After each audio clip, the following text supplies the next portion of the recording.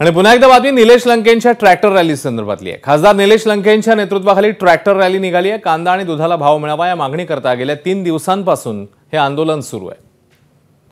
अहमदनगरमध्ये ही बातमी आहे। खासदार निलेश लंकेंनी हे आंदोलन केले आणि ट्रॅक्टर रॅली निघालेली आहे। सुनील बोंगळ आपले प्रतिनिधी आता आपल्या सोबत आहेत। सुनील, या रॅलीचा आजचा नेमका कार्यक्रम कसा असणार आहे, कसं सुरू आहे हे आंदोलन आणि आता लंकेंची नेमकी भूमिका काय आहे?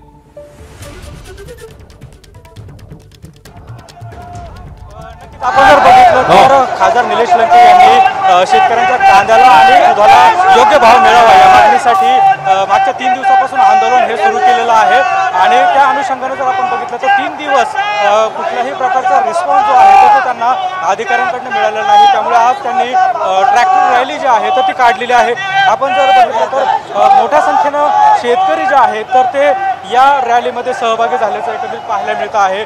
जोपर्यंत जिल्हाधिकारी जे आहेत तर ते शेतकऱ्यांपाशी येऊन त्यांची जी भूमिका समजून घेत नाही तोपर्यंत आंदोलन सुरूच ठेवू अशी भूमिका खरं तर निलेश लंके यांनी घेतलेली आहे आणि त्या अनुषंगानं 3 दिवसापासून त्या ठिकाणी जनावरे असतील, गायी असतील, म्हशी असतील हे घेऊन अगदी ते जिल्हाधिकारी कार्यालयासमोर आंदोलन करत आहेत। आणि आज जर बघितलं तर जवळपास 50 ते 60 ट्रॅक्टरची रॅली घेऊन ते आज अहमदनगर शहरातून रॅली काढत आहेत आणि ही रॅली जिल्हाधिकारी कार्यालयापासून सुरुवात झालेली असून आता ती रॅली छत्रपती शिवाजी महाराज पुतळ्याजवळ जाणार आहे आणि त्यानंतर सिव्हिल हॉस्पिटल मार्गे पुन्हा एकदा जिल्हाधिकारी कार्यालयापर्यंत ही रॅली येणार आहे। जोरदार घोषणाबाजी खरं तर या ठिकाणी शेतकऱ्यांकडून सुरू असल्याचं एकंदरीत आपल्याला पाहायला मिळतं आहे। खरं तर आपण निलेश लंके यांच्याशी बोलण्याचा प्रयत्न करणार आहोत। काय एकंदरीत सांगाल, कशा पद्धतीचं आंदोलन सुरू आहे?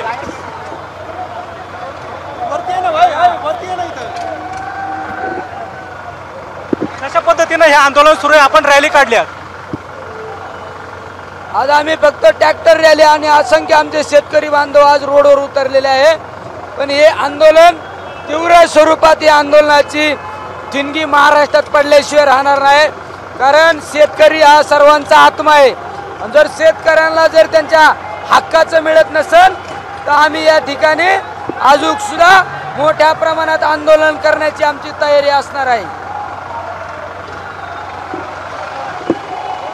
एकंदरीत जर आपण बघितलं तर शेतकऱ्यांना जोपर्यंत न्याय मिळत नाही तोपर्यंत आपण हे आंदोलन सुरूच ठेवू अशी भूमिका जी आहे तर ती निलेश लंके यांनी घेतल्याचं एकंदरीत आपल्याला पाहायला मिळतं आहे। मोठ्या संख्येने शेतकरी या रॅलीमध्ये सहभागी झाल्याचं एकंदरीत आपल्याला पाहायला मिळतं आहे। सुनील, धन्यवाद या अपडेटबद्दल। बातमीचे ताजे अपडेट्स वेळोवेळी जाणून घेतच राहू। तर ही नगरमध्ये लंकेंची ट्रॅक्टर रॅली निघाली ज्याच्यामध्ये असंख्य आंदोलक जे आहेत ते ट्रॅक्टर घेऊन सहभागी झाले आहेत।